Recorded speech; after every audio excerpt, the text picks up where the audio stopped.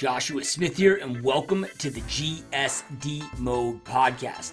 Now get shit done and smash that subscribe button now. What is up, my peeps? Joshua Smith here with another weekly GSD Mode Podcast interview. Every single week, I interview top real estate agents, top entrepreneurs, and just straight up top badasses that are out there getting shit done at a very high level. These are people choosing to not live life of mediocrity, but instead to go out there and create big, amazing, epic lives for themselves, for their families, as well as have a big impact on others. And today, you guys, we got another rock star, amazing guest on the show. Our guest today is McGee. So Anna, you guys, is in 2019 was a 30 under 30 finalist, which is the top 30 agents in America under the age of 30. She has sold over $65 million of real estate in her short career. And she is sells real estate up in Lake Tahoe, up in North Tahoe, where her clientele are primarily second home investors. So they're buying homes in her area as secondary homes. And there's a lot of strategies that she walks us through that just blew my mind. They're highly effective, that they're going out there to attract these people from other markets to buy a vacation home in their market. And a lot of, again, even if you're not in a secondary market like Anna is, there's so many notes and so many great strategies that I learned that I fully intend to implement in my real estate business that I'm confident will absolutely blow them up.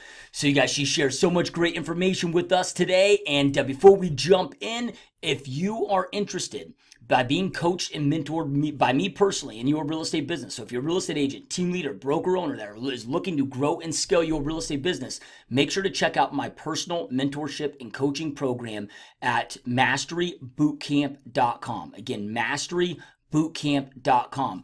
Lastly, if you are looking for the most effective and affordable website CRM provider that exists in the industry, this is the system that I have, that I utilize inside my own real estate business, that's helped me to be able to build and create one of the top real estate teams in the whole entire nation and on the planet. Make sure to check out perfectstormnow.com. You can book a 100% zero pressure demo. Check it out, see if it's a fit for you. Again, perfectstormnow.com. All right, guys, let's jump into this amazing podcast interview. All right, Anna, I'm so excited to have you here on the GSD Mode Podcast. Welcome to the show, my friend. Thank you. Excited to be here. Thank you so much. Yeah, no, appreciate you making the time. I'm really excited to dive on into this. And first off, I want to congratulate you on the 30 under 30 award. That's a massive, massive, prestigious award, a huge, huge honor. I think every agent under the age of 30, that's always on their vision board, like every year, right? So yeah, it is. Yeah, so congrats on that, man. That's absolutely amazing. So before we get into, all the amazing things that you're doing now today with your real estate career, and you've been in the business for just over 5 years, you've done over 65 million gross volume sales in this time. You've had a lot of success. But before we get into all those things that you've done and you're doing, I'm always intrigued in our guest journeys that led them here in the first place. So if we wind the clocks, like, how did this whole real estate journey begin? Yeah. So I moved to Tahoe roughly 7 years ago, and kind of came out here for the wintertime and ended up staying for the summer, and started looking into different sales jobs in different cities like Austin, Texas, San Francisco, Denver. And the more and more that I left for interviews, I kept on feeling like, oh my gosh, I love Tahoe. How can I make it my home, and how can I make a career there? But the challenging part with Tahoe is there's only so many industries. You've got hospitality, you have the hospital, you have real estate, and like construction, and that's really about it. So I came back and I said, I'm going to get my license, and I'm going to go ahead and just do this, I'm going to get my license, and I'm going to hit the ground running. At the time, I had literally like no money to my name. So that ended up being kind of a scary barrier to entry for me. And then also it just being a small town and being super competitive here. It was a little bit intimidating, but anyway, long story short, I got over that.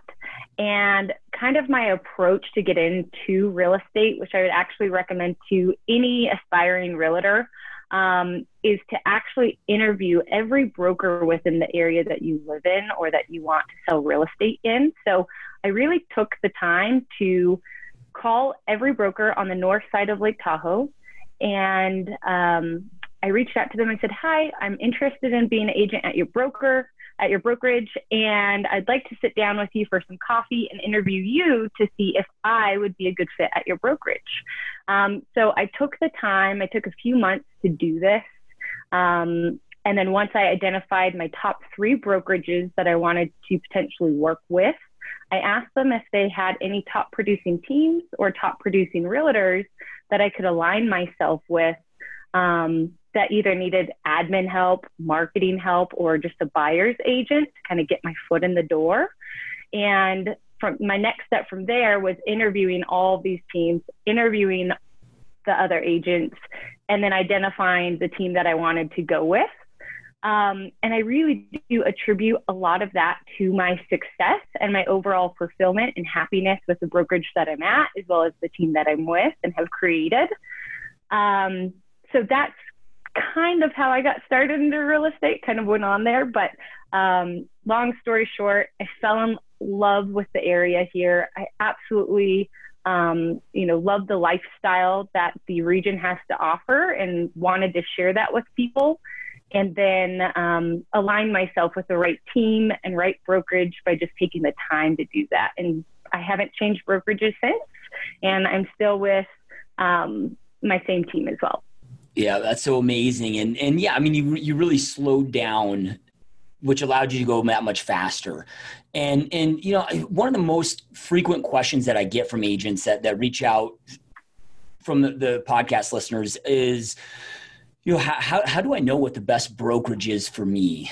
So, I mean, you went through a lot of due diligence there, and how did you know, and what kind of recommendations would you give somebody's thinking about making a switch or finding a brokerage? Like, how did you know it was going to be the best fit? Because you really took the time to identify the right environment, the right mentor, and so forth. Yeah, that's a great question. Thank you. So I went with Coldwell Banker Residential. I liked the brand recognition as far as statewide, locally, nationwide. And sorry, had to get my cat, throw him out of here. So anyway, I chose the brokerage primarily due to brand recognition, the onboarding support that they had and training that they offered as well compared to other brokerages at the time. As well as their marketing tools for new agents. And then my managing broker at the time, I absolutely respected and felt like he had my back, which is very important in real estate just because you are dealing with so many different people within the transaction. And to be able to go back to your manager and to ask to seek advice is so important, to have someone that is willing to take the time to sit down with you and to talk you through different scenarios and provide different options to you and your clients is invaluable. So my managing broker with Coldwell Banker, Mike Lombardi, was phenomenal. And so he was one of the reasons as to why I chose to go with Coldwell Banker.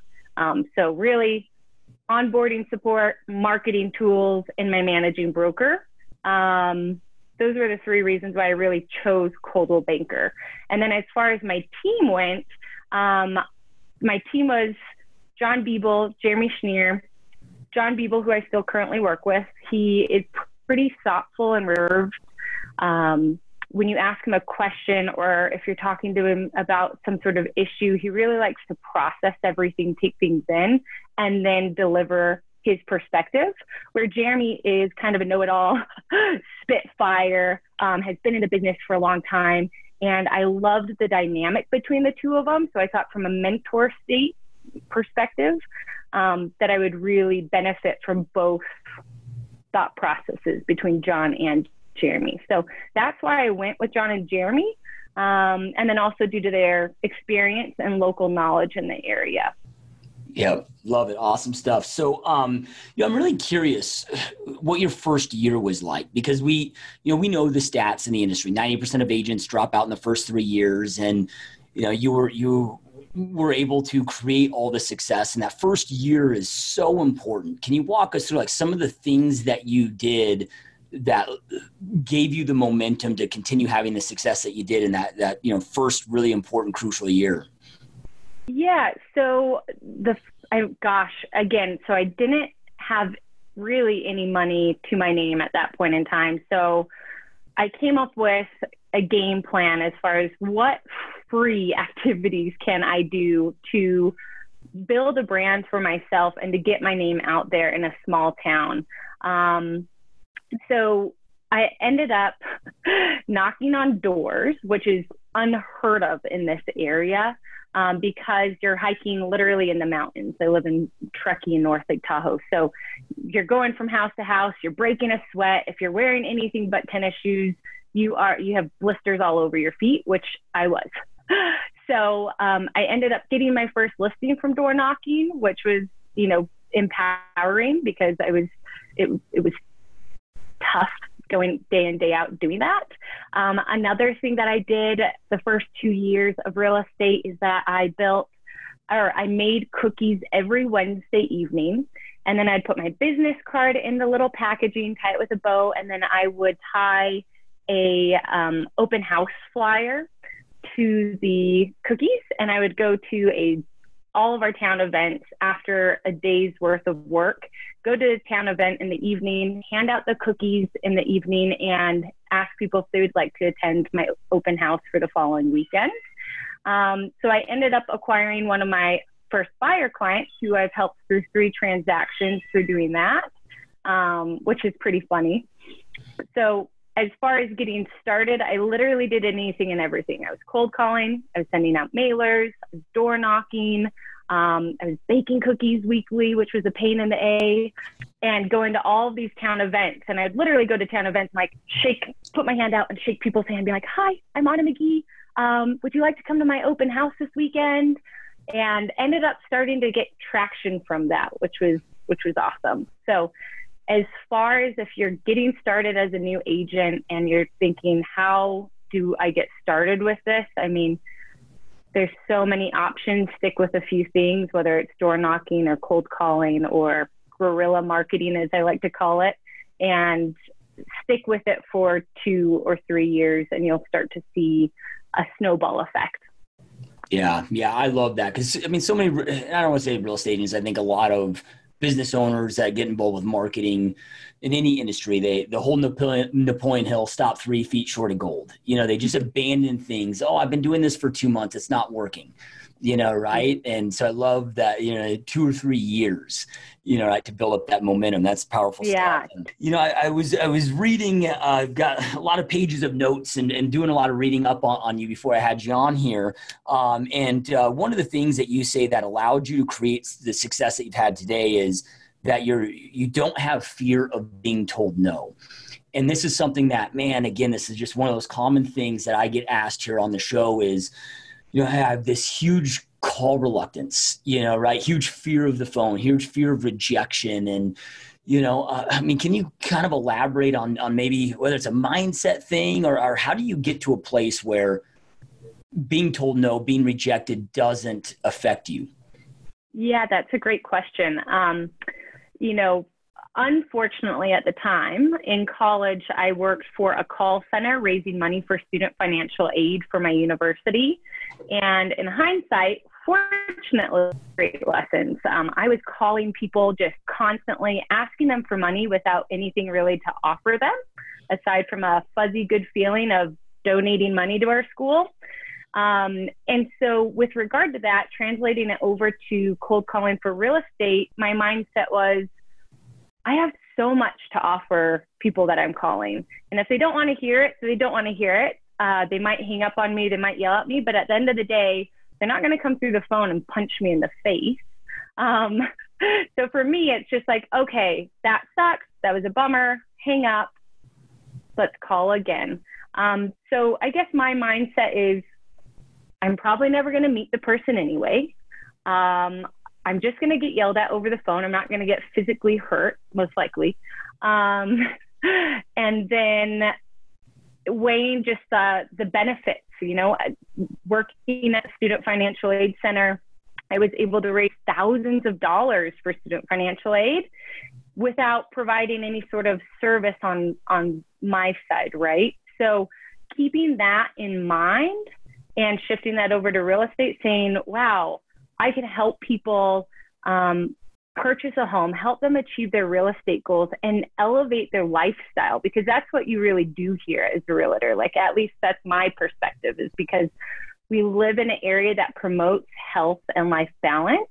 So for me, it's like, I feel honored and happy and fulfilled that I get to help people enjoy this area as much as I do. So I try to keep that in my mindset when I'm going to make either phone calls, or I'm going to go and approach someone that might make me feel uncomfortable, but to reshift my perspective and to say, okay, how am I going to service them? How am I going to help them achieve whatever they're looking to do? Or how can I help bring them and their family here to lighten the load, or to bring a little bit more balance to their day-to-day?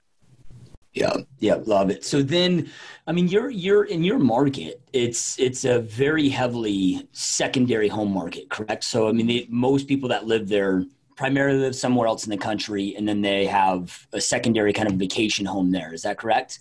That's correct. Yeah. So when it comes to that being your niche, what are some of the, because, it's like, I live in the opposite market in Phoenix, Arizona. People work here, live here, and so forth. And, I get a lot of agents also that'll reach out that are in, maybe an area in Hawaii or Naples, Florida, or so forth, that it is a secondary market, and, it can be a little bit of a different beast. Maybe, I don't know from personal experience, versus then if people are living there, working there, and so forth. What have been some of the most effective ways and methods that you found to be able to get secondary home clients to do business with you? Yeah, great question. So majority, 85% of my clients come from the Bay Area. And I think that the brand that, myself as well as my team has built is really connecting with people, connecting people, real estate from the Bay Area to here, as well as just lifestyle. So we do a lot of we promote a lot of outdoor events, 5K races, nonprofits, ski races. And a lot of our clients who reach out to us tend to have similar interests to us, just with regard to lifestyle. So we've had a lot of people who've reached out to us through just social media outlets who've said, oh my gosh, I can't believe you've got a German Shepherd. We do too. And you sell real estate in Tahoe, which we love. And it's kind of a connection there. Or people are like, oh my gosh, how was the powder at Squaw Valley this weekend? We really wanted to make it up. And, just connecting with people on a personal level has been successful, as well as kind of easy to do, with regard to clients who live in the Bay Area who are looking to either vacation here or to move permanently up here. So that's one way that I would say is pretty common to see for myself as well as my team, just people reaching out because we have common interests at hand that we routinely promote, whether it's on Google or our website or our social media accounts. Yeah, and I love that, because you're not just promoting like most real estate agents. They're like, oh, look at these homes to buy. You're promoting lifestyle events, right? And then how important for somebody that's in a secondary market, because it sounds like you really know where your buyers or potential clients are coming from. How important is that when it comes to then delivering, because knowing where they're coming from, but also knowing what they want out of that lifestyle? So rephrase that one more time. Just wanting to know, I guess, the importance of, for anybody that is in either a relocation market or a secondary market, because it sounds like you're very clear on where the people are coming from, but also the activities that they enjoy. So you're able to showcase the lifestyle versus, I don't know if you've tested just blasting out homes to them in those areas, but like how important is that of really just showing off the lifestyle to the right people to build your business in a secondary market? Great question. I would say that it's very important. People want to know when buying in a second home, like vacation areas, they want to align themselves with a realtor who knows all of the nuances that come along with the area, in addition to where are the best trails, what are the best beaches, what are the best hikes, where can I tell my family to camp at? So it kind of comes with the territory, and you want to be really knowledgeable about that. Yeah. So then I'm curious, because it's, the famous Jim Rohn quote where we are an average of the 5 people that we spend most time with. So, you get a client that buys a home, a secondary home there, that loves it. And they're, of course, telling their family and friends and so forth about it. So I'm guessing that you want those connections to be not just a realtor, but a very strong resource. As you said, like they just want to know the snow conditions on whatever mountain.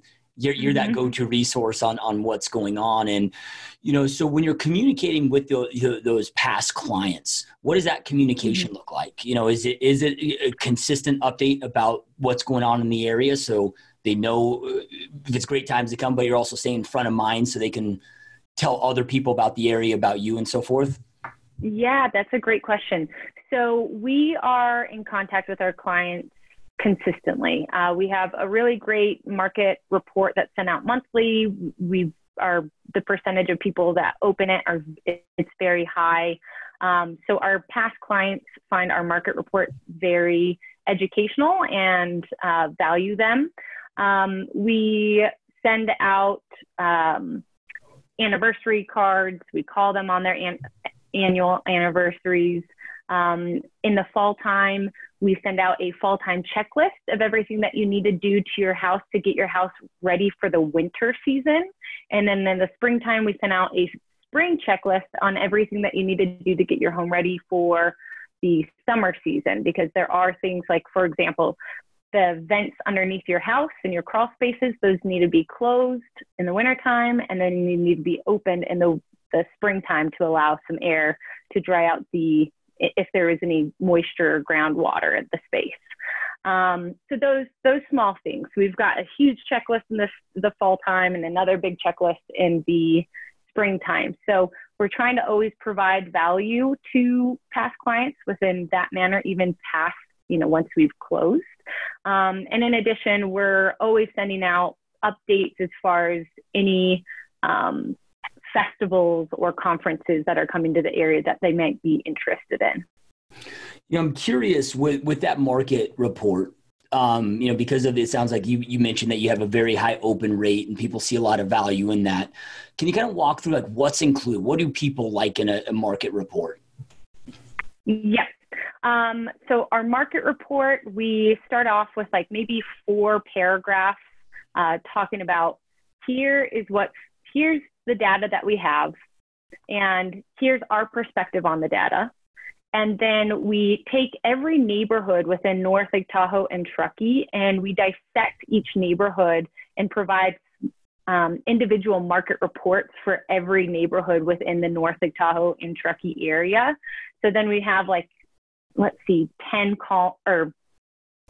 2 rows with 12 different neighborhoods in them. And so people can click on any of those neighborhoods to obtain more information. And then below that, we'll put any local news that's going on, like for right now, any COVID-19 updates, right? And then we'll do like a Q&A at the bottom, submit any questions that you currently have, which is beneficial as well.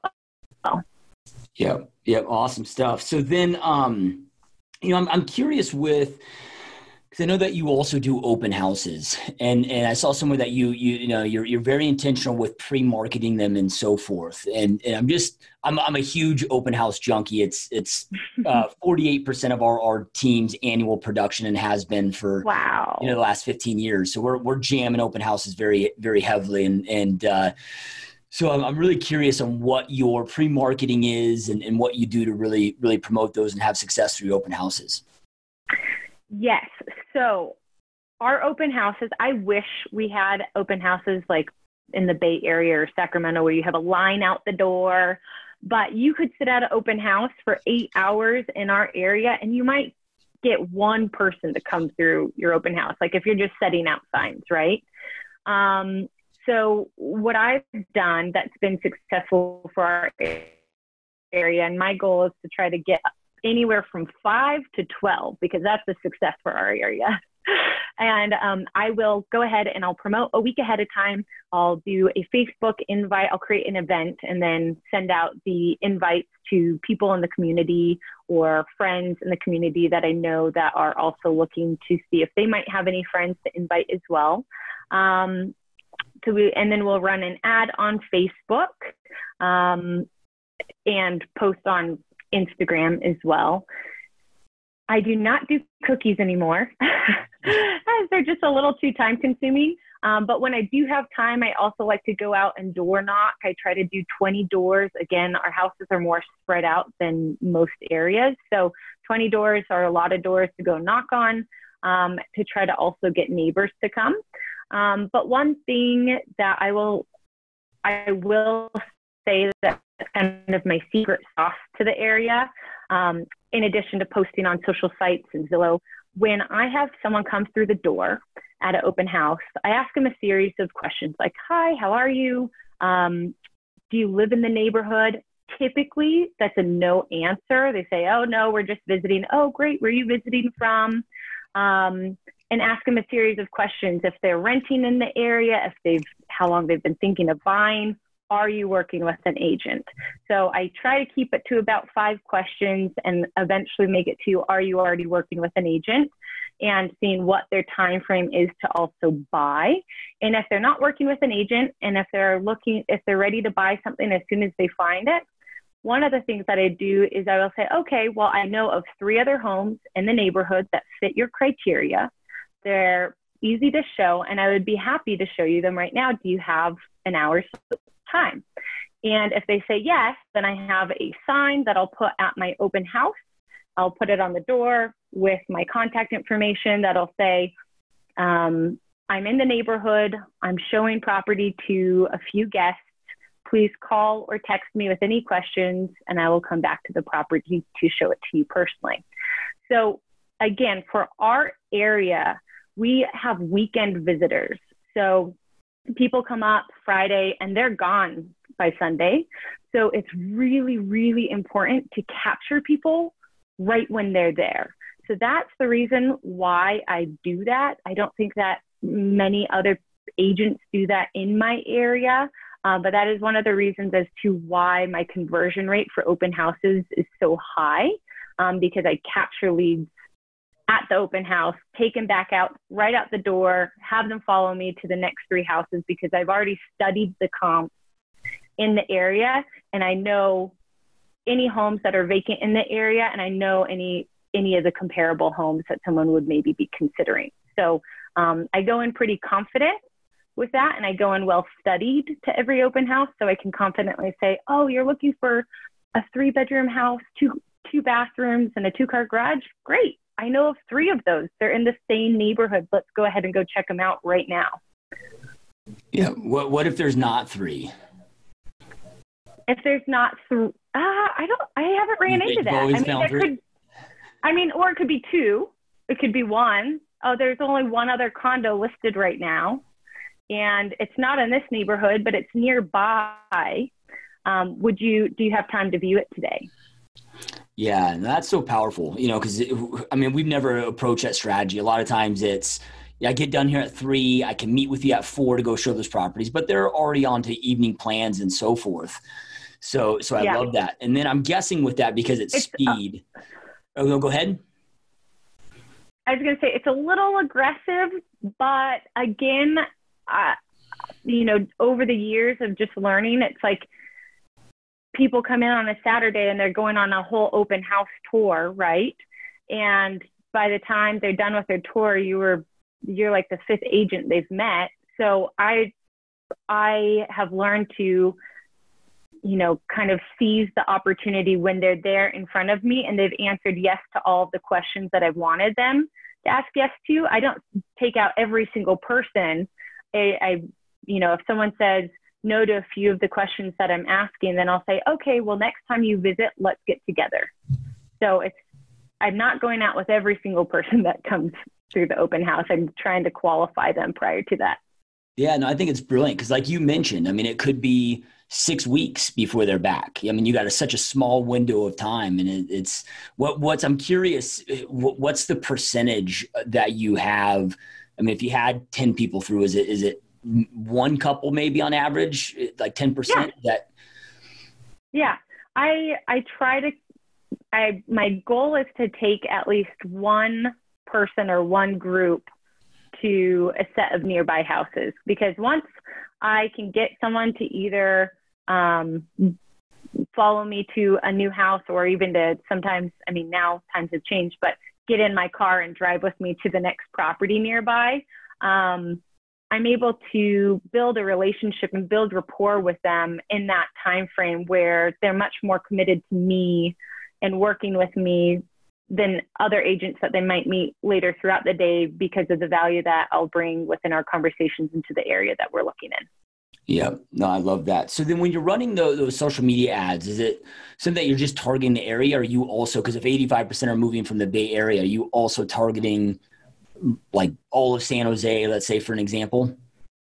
Yeah. So primarily Bay Area. So when we're running ads, it depends on the price point. Like for anything that's $700,000 and less, I'll also target the Truckee or North Lake Tahoe area, because that kind of falls where a lot of locals can still afford that price. And anything beyond that, then I'm primarily focused in the Bay Area. Yeah, that's awesome. So then, I'm curious because I know another thing that you attribute to the success that you've created and your continued success is goal setting. And, so I'm curious, can you walk us through what that looks like, what your method is, and how you set goals, how you hold yourself accountable to them, how frequently you review them? So I need to redo them now that since COVID-19, I need to take the time to kind of reassess. But every year I have a page, and the page is really simple. I could even send it to you and send it to anyone that, your viewers as well. And it's simple. It's what are 5 of your 1 year business goals? What are 5 of your 1 year personal goals? What are 5 of your 5-year personal goals? What are 5 of your 5-year business goals? And then beyond that 5. So it kind of, for me, it helps. Okay, what do I want to accomplish this year? What do I want to align myself with this year that's going to get me to the next 5 years, and so on and so forth. So for me, it's easy and it's not overcomplicating, I guess, my goal setting. And then from there, I like to take what I have put on my sheet, and I like to then transition that over into a vision board, just because I like to hang them around my office.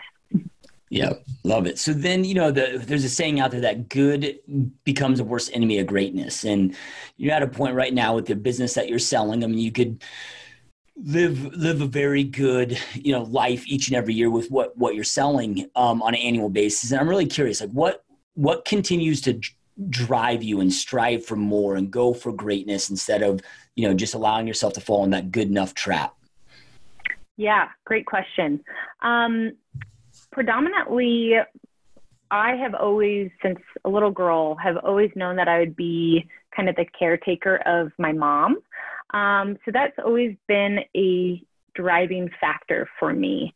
I hope, right now on my 5-year goal, one of my 5-year goals is to buy my mom a home in the Reno area, and to move her out here from Salt Lake City. So for me, that's a big goal for me to obtain, because I'd also like to obtain that through passive income, like to put the down payment for that property through passive income. So at this point in time, I've been doing a lot of research with regard to becoming a passive investor through syndicated deals. So to answer your question, my mom's a big factor to that, to my why. Also, Humane Society is a huge is a huge factor to my why, as well as contributing to nonprofits that feed those that are in need. I've personally never been in a place where I have gone to bed with a hungry belly, and that just hits home to me. So I would say those are my three whys. Yeah, love it. So it's it sounds like it's setting goals that are bigger than just you. Yeah. Yep. Yeah, awesome. And then, so I know that you mentioned the vision board, but are you also, in addition to the vision board, is this something that you're, because out of sight, out of mind, is this something that you're reviewing these daily just to stay focused? And because look, it can be difficult sometimes to want to get out of bed and go do all the things that we need to do to create a successful real estate business. And, to create that daily motivation, is there, kind of a routine or ritual that you follow? Yeah, that's a great call. So, in the mornings, I've broken into a pretty good routine with my fiance. We've been waking up, stretching for like 10, 15 minutes, meditating for 10, 15 minutes, depending on the day.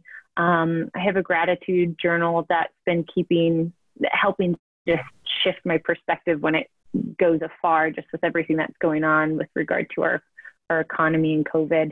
And then on my desktop is my vision board. So every day, I'm constantly on my computer. So that helps me stay aligned with my goals. Just visually seeing, oh, I can't wait to go to Italy. Oh, I can't wait to go to Bali. Oh, I can't wait to contribute X amount to the Humane Society this year per transaction. So for me, visually seeing it every day, I feel inspired when I log onto my computer. Yeah, it's awesome. So then, because it sounds like you're obviously very busy inside your real estate business and real estate career, but you also make the time to go out there and enjoy this beautiful area that you're in. And I'm curious, like when it comes to whether it be time management practices or systems and so forth that help you be able to have somewhat of that life balance where you can go out there and hike, snowboard, ski, enjoy family time and do all the things that you love doing and living in the area that you do, but also our real estate businesses can be very demanding, right? Mm-hmm. So can you walk us through some of what that looks like? So you're able to grow this great real estate business, but also have a life outside of just real estate? Yes. That is very challenging to do. If you're, as you take one day off a week, right? Pre-COVID-19 I was, but not now. Yeah. So, you can work around the clock with real estate. It's so easy to do. And when you're passionate about it, you just, you forget that you're even working. Sometimes it's important for me to schedule a time away from my computer. Otherwise I'm stuck to it. As far as obtaining balance, again, I love my calendar and live by my calendar. So I like to pencil in, 3 days a week of outdoor activity. And I try to schedule that with friends. So I'm also being out and I'm being social. I'm getting outside. I'm doing the things that, I love and that I'm passionate about. So for me, starting with just a daily schedule, have you read the book, 7 Habits of Highly Effective People? Mm-hmm, yeah. Okay. So he has a great day planner that you can get online and download. So I use his schedule. It's an Excel spreadsheet. And every Sunday I ask myself, okay, what type of significant other do I want to be this week? What do I want to work on? How can I be there for my partner?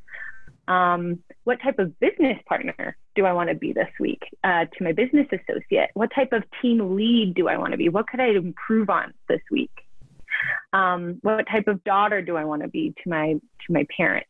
So I like with the 7 Habits of Highly Effective People, how you have to pause and reflect of how you can better yourself and how you can uplift those around you through your actions throughout the week. And then I look at the week and I schedule hour by hour, Monday through Sunday. And with COVID-19, I've been trying really hard to take weekends off. As of the last 2 weeks, I've been very busy though. So weekends are starting to be a little bit more challenging to take any time off.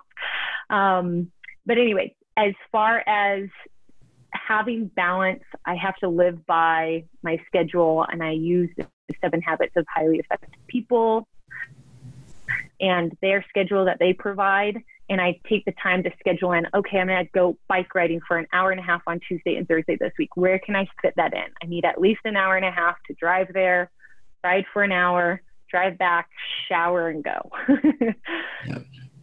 Yeah, love it. So then, how important are systems to you in your business? Because I got to imagine, I mean, you've got all these things that you've talked about, new business that's coming in, doing these, the lifestyle activities, right? Staying in touch with past clients and so forth. How important are systems inside your business to allow you to get all of this stuff done, but also not to ensure that things don't fall through the cracks?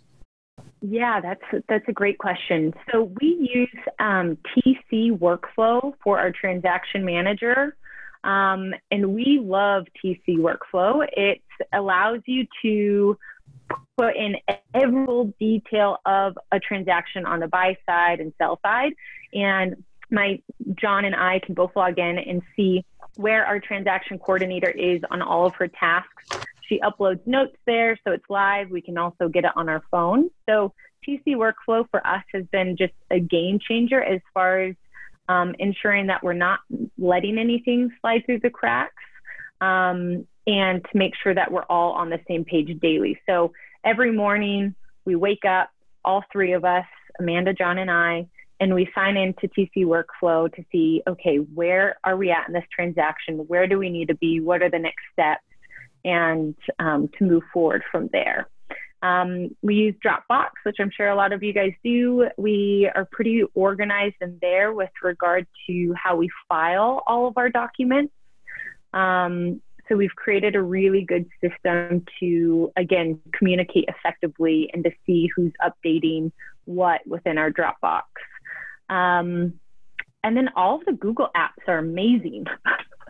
All of the Google apps are so good. So we use a lot of the Google apps as well. At this point in time, in addition to kind of modifying some of our systems, we're also going through and updating like our buyer's packet, our listing presentation, and we also have just created a buyer's closing guide. So with our closing gift, we have now a guide to hand to buyers that'll say trash days on this day. Remember to put your trash in your bear box because bears will come to your property. We put in just like helpful reminders to keep them mindful when they're moving into the property, as well as just local resources for them to utilize. So we're excited about that. And since we've been sheltering in place, this time has allowed us to knock that out. And then one of the other aspects, going back to the buyer's brochure, or not buyer's brochure, our buyer's guide, we have now put that online, so we can text and email a link to our buyer's guide, which is cool with live links. I can send you an example of it, but that's been really helpful for our buyers when talking to them over the phone. Yeah, I can imagine that's huge, right? Because, well, and especially having the online links, because then every time you need to update it or so forth, it's there.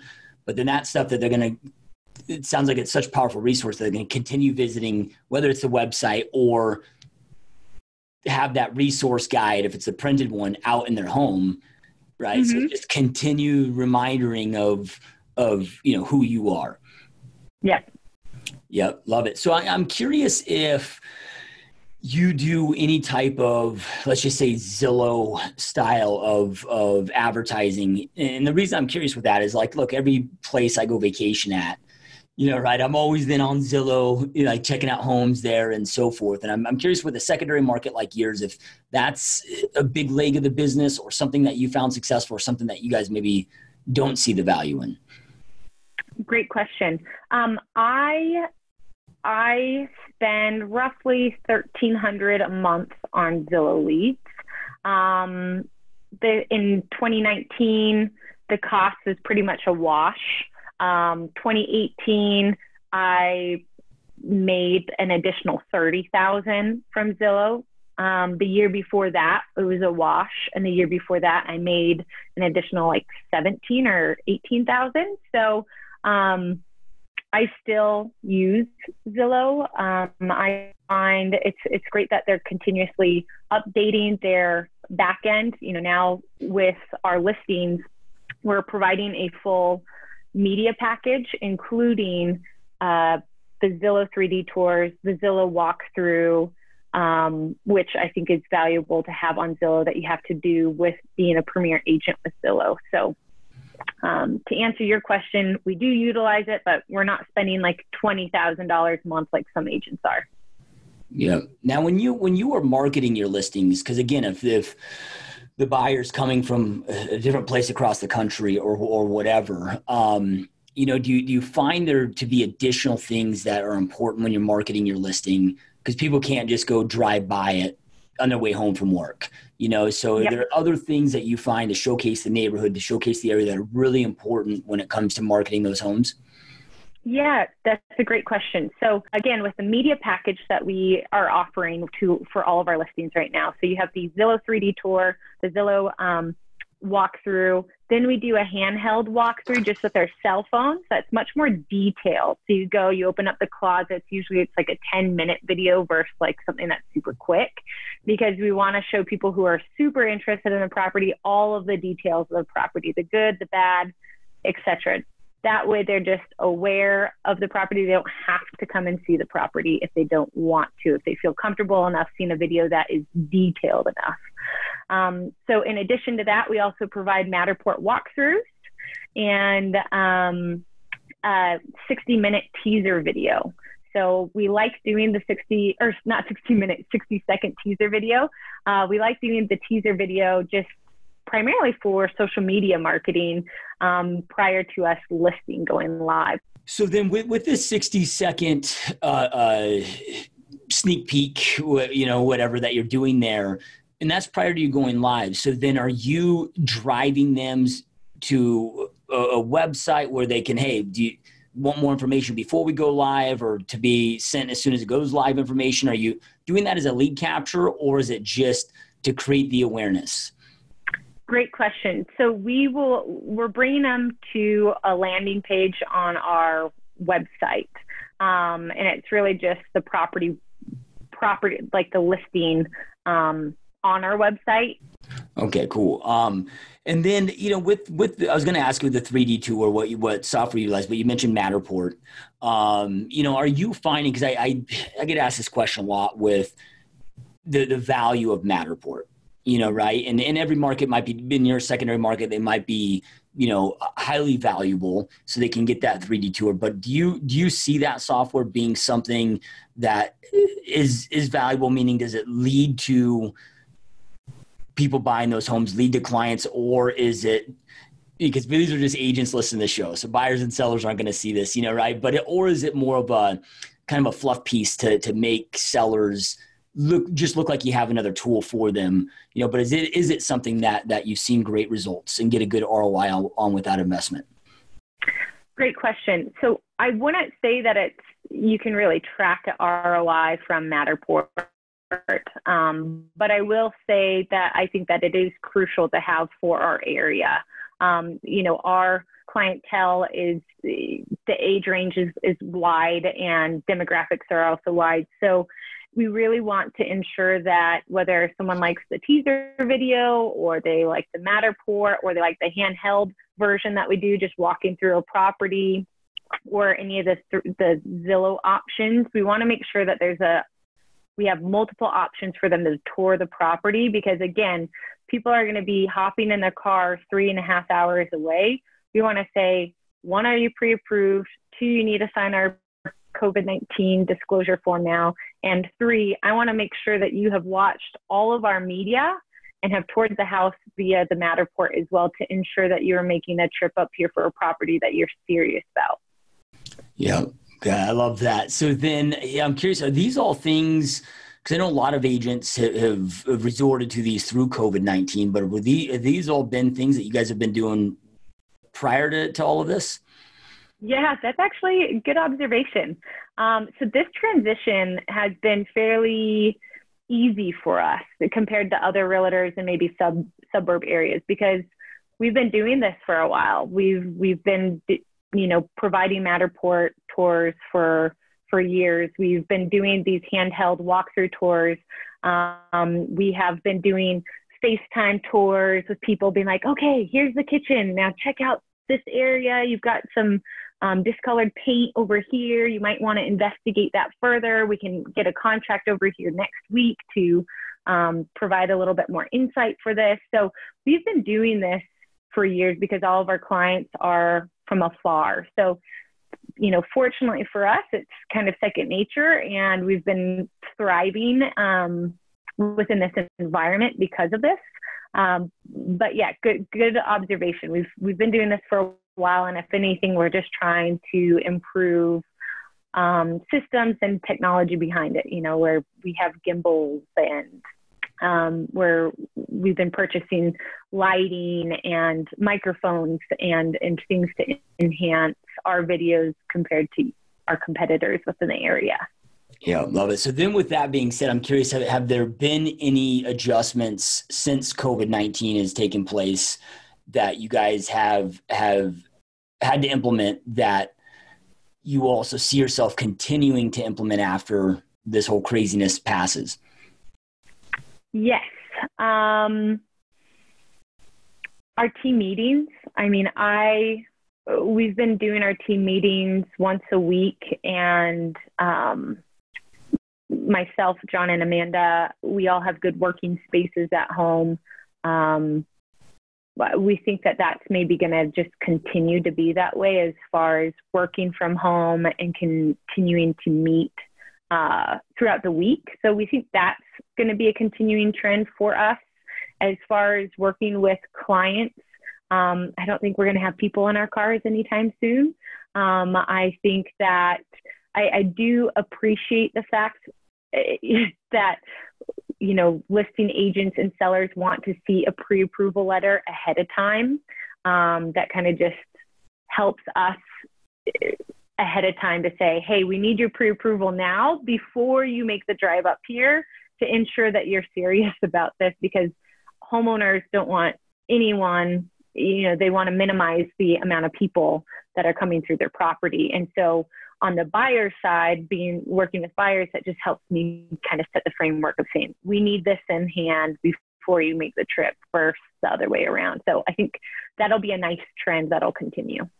Yeah, love it. So I'm curious because when you got licensed, you were also new to the area, and so you got this new career, new area. So you had to really there's a learning curve, if you will, on the market expertise, right? Getting to know the product, getting to know the different houses, what different things mean. And, it always makes my mind wonder, I guess, in our industry, there's so many trainings around lead generation and so forth, but very little on, that market expertise where we can serve our clients at the highest level. And, I'm curious, what recommendations for those that are looking to either expand into a new area, or maybe they're just like, hey, I really don't know my area or the product, to gain that market expertise. What were some of the things that you did to gain that knowledge quickly and that you would recommend for our listeners to be able to do?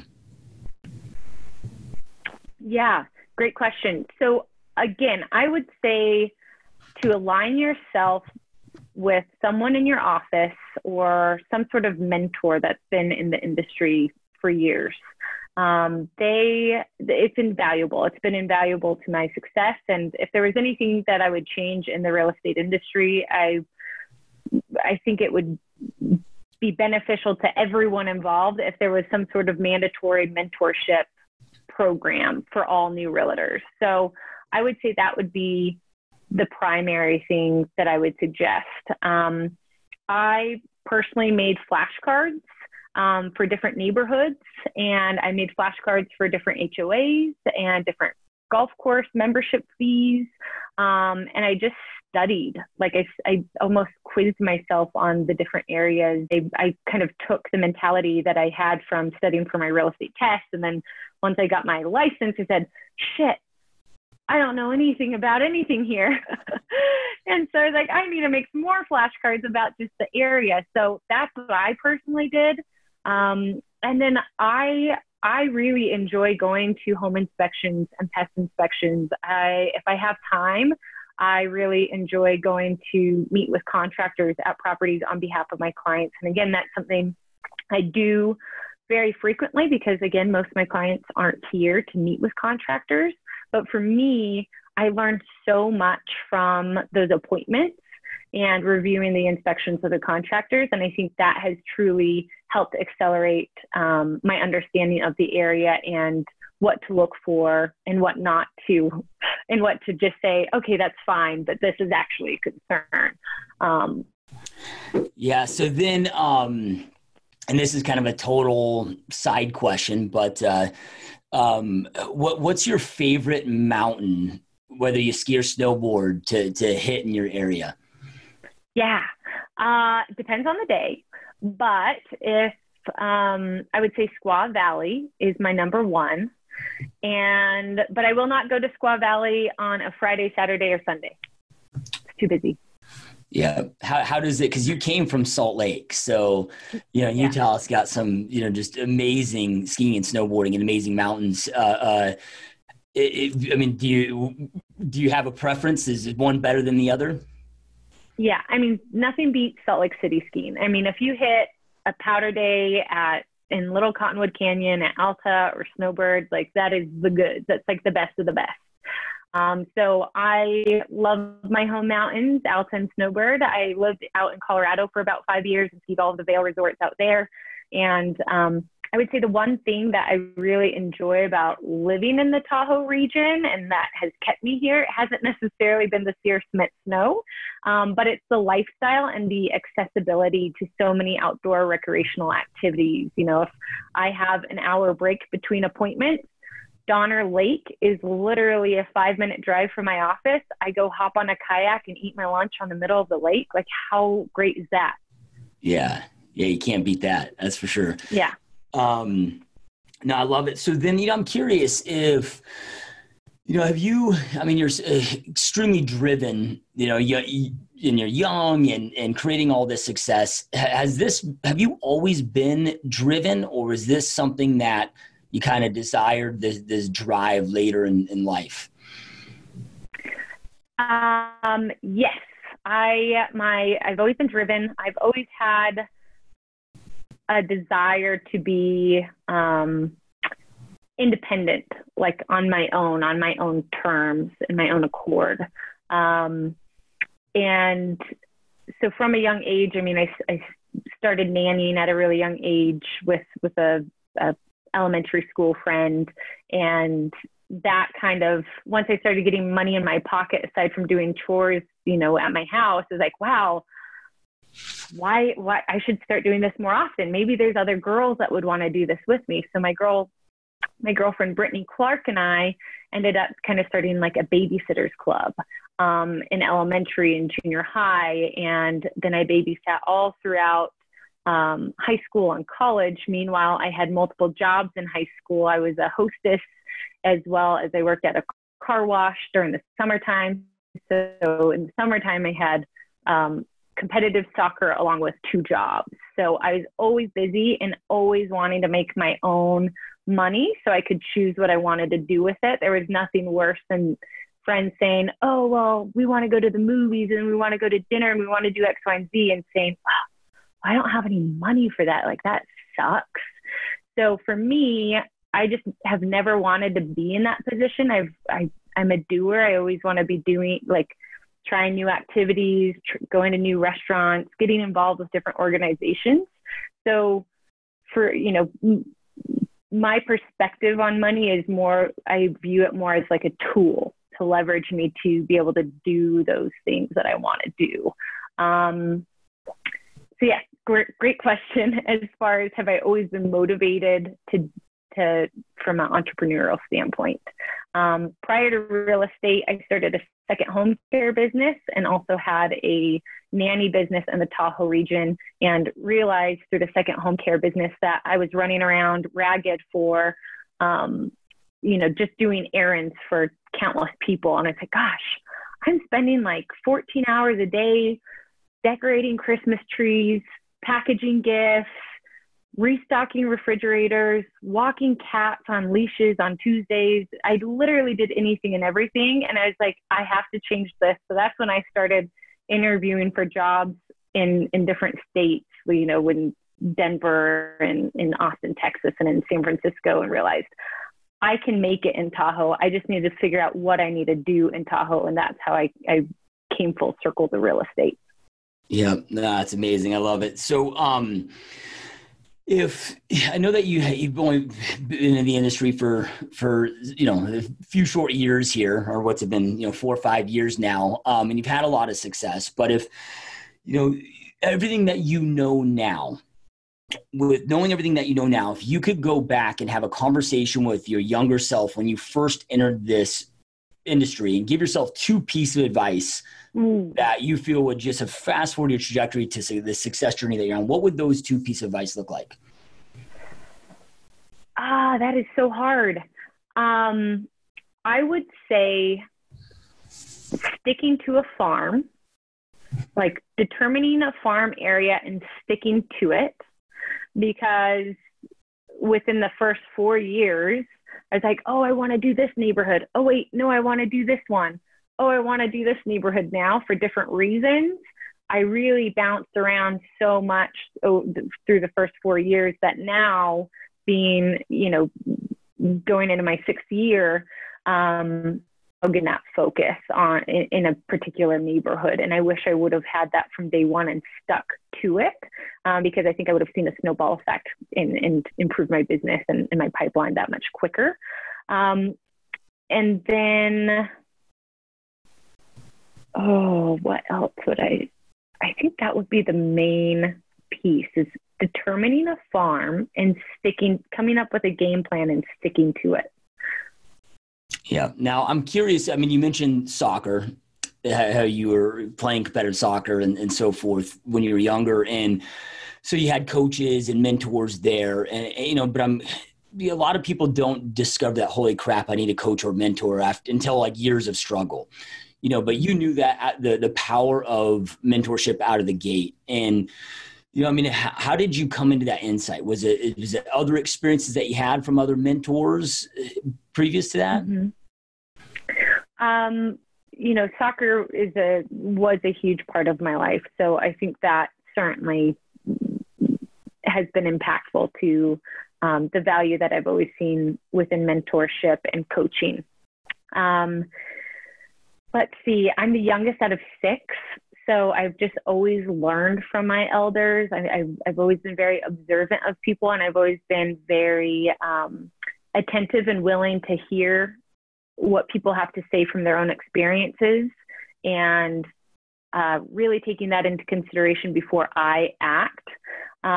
So with that being said, I would say, as far as finding mentorship with regard to real estate, I just knew if I can find someone that has years of experience, I'm going to be able to accelerate that much quicker, because, you know, someone with 20 years of experience is going to know that much more than me. Why would I not? Yeah. Yeah. Love it. Powerful stuff. You know, Anna, if those that are watching, listening, if, you know, they want to learn more about you, check out your website to see, you know, some of the things that you talked about today, maybe they have a referral for your area and so forth. Where is the best place to follow you, to get in touch with you? Where's the best place to do that at? Yeah. I mean, you could visit our website at truckee-tahoe.com, truckee-tahoe.com. You could also find me on Instagram at Lake Tahoe _real estate, or just our business Facebook page as well. You could type in Anna McGee, Lake Tahoe Real Estate. Awesome. And those watch and listen, wherever you're at, if you just scroll below, we'll have all of those links right there to make it super easy on you. So you can go out there and follow Anna and check out all the amazing things that she's up to. And those that are watching and listening, I know I end every podcast with this, but information without implementation is truly just the start of delusion. Information isn't power. It's taking that information, taking massive action on it, that gives you the power to create the life that you know you want and deserve. And Anna shared so many amazing pieces of advice with us today. Make sure that you take something that you learned and again, go out there and take massive action on it. And Anna, I truly appreciate you taking time out of your busy day to be here. This has been a lot of fun. We learned a ton and it's been a huge honor. Thank you. Thank you. Thank you. Thank you. Yep, 100%. All right, you guys, we will see you next time. Peace. I hope you enjoyed this GSD Mode podcast episode. Now make sure you get shit done and smash that subscribe button now.